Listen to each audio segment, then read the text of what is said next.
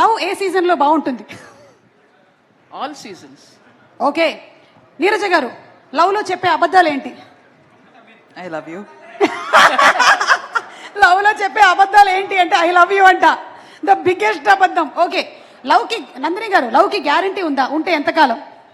నన్ను ఎందుకు అడుగుతున్నారండి? ఇది ఏమైనా సంబంధం ఉందా నాకు ఈ క్వశ్చన్ చెప్పండి. ఏమండి, అందరికీ ప్రేమతో సంబంధం ఉంటుందండి, పుట్టిన ప్రతి మనిషికి ఉంటుంది. లేకపోతే మీ సినిమాల్లో మీరు ప్రేమ కథలు ఎలా తీస్తారండి? నేను ఎక్కడ తీసాను ప్రేమ? అలా మొదలైంది ప్రేమ కథ కాదా? కాదు, ప్రేమ లాంటిది కానీ కాదు, ప్రేమ కథ కాదు.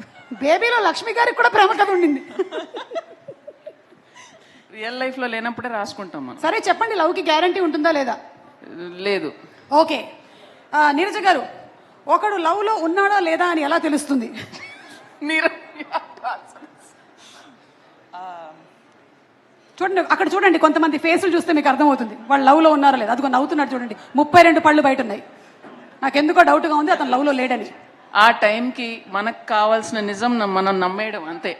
ఓకే, మనకు ఆ టైంకి అబ్బాయి నచ్చాడు, గ్యారంటీ అనుకుంటే గ్యారంటీ అనుకోవడమే అంతే. అంటే ఒకళ్ళు ప్రేమలో ఉన్నారా లేదా అని ప్రతిదీ నమ్ముతూ చాలా హ్యాపీగా.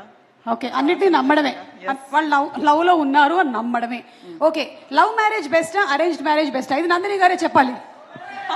I'm the perfect candidate for that. Correct గా 1 year తర్వాత రండి, దీనికి ఆన్సర్ ఇస్తాను. 2 ట్రై చేస్తాను నేను ఈ లోపు. అవునా? ఓ మై గాడ్, 8 వసంతాల్లో గుడ్ న్యూస్ చెప్పిన నందిని రెడ్డి గారు.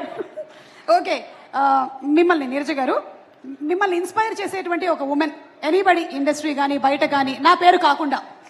I think Samantha. Very easy. Sam for me. Sam, Samantha, super. మీ నందిని గారు, మీరు చూసిన బెస్ట్ లవ్ స్టోరీ? సుమ గారు, రాజీవ్ గారు. అది పెళ్లి story. Okay, last question Neeraja గారు, పెళ్లి చేసుకోవడం ఒక రెస్పాన్సిబిలిటీయా లేకపోతే ఒక అడ్వెంచరా? Both. It's a little bit of both. It's Yeah. ఇప్పుడు మీకు ఏ ఫేజ్ నడుస్తుంది?